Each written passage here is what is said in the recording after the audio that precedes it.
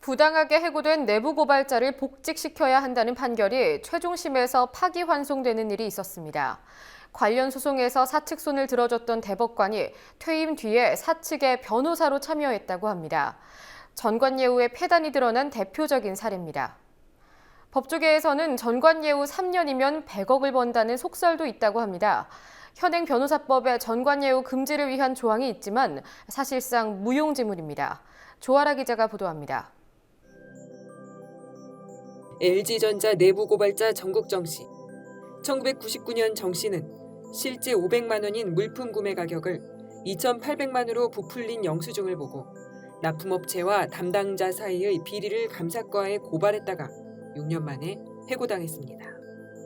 정 씨는 중앙노동위원회 위원장을 상대로 해고를 다투는 행정소송을 제기했지만 당시 대법관으로 사건을 맡았던 고현철 변호사는 상고심에서 정 씨에게 패소 판결을 내렸습니다.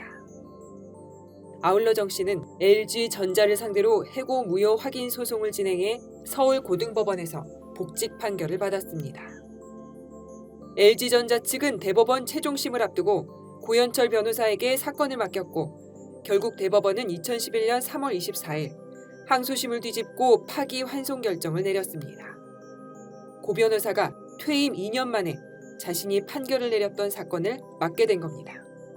대표적인 전관예우 사례입니다. 지난 2012년 참여연대는 고 변호사를 변호사법 위반 혐의로 고발했고 지난해 7월 고 변호사는 서울중앙지법으로부터 벌금 300만 원을 선고받았습니다. 정 씨가 내부 고발한 지 18년, 해고당한 지 10년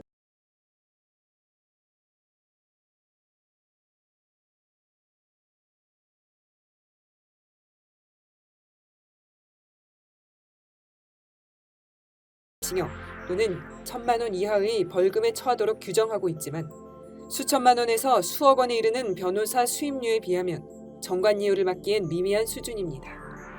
전관예우 금지법이 실효성이 없는 허수아비 법률이라는 지적이 나오는 이유입니다.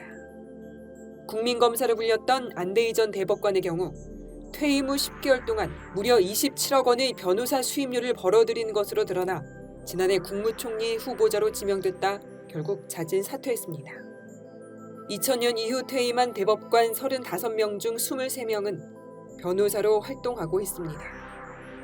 연간 3만 5천 건에 달하는 상고 사건 때문에 법조계에는 3년이면 100억을 벌어들인다는 소문이 난 지 오래입니다. 최근 하창우 대한변협회장은 지난해 3월 퇴임에 1년의 변호사 수임 제한이 풀린 차한성 전 대법관의 변호사 개업 신고를 반려했습니다. 또한 하 변협회장은 오늘 국회 인사청문회에서 정의와 국회의장에게 박상옥 대법관 후보자로부터 정관 포기 서약서를 받아줄 것을 요청했습니다. 한상희 건국대 법학전문대학원 교수는 전체 법률가들이 토론하고 고민해서 사회적 합의를 구해야 한다고 말했습니다.